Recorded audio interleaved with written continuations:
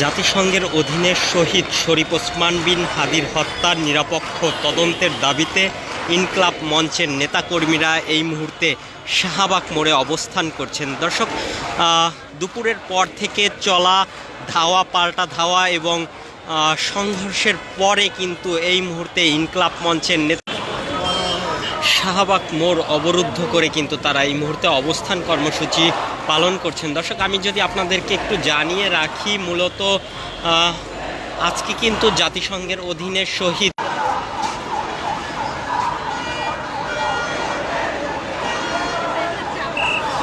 তদন্তের দাবিতে ইনকলাব মঞ্চের অবস্থান কর্মসূচি ঘিরে কিন্তু সংঘর্ষের ঘটনা ঘটেছে। এ সময় পুলিশ লাঠিচার্জ, টিয়ারশেল এবং সাউন্ড গ্রেনেড নিক্ষেপ করতে দেখা যায়। এতে কিন্তু বেশ কয়েকজন আহত হয়েছে। আজকে কিন্তু বিকেল 4:45টার দিকে রাজধানী হোটেল ইন্টারকন্টিনিয়াল মোড়ে কিন্তু এই সংঘর্ষের ঘটনা ঘটতে দেখা যায়। এর আগে কিন্তু গতকাল থেকেই ইনকলাব মঞ্চের যে সকল নেতাকর্মীরা ছিলেন তাদের একটি অংশ কিন্তু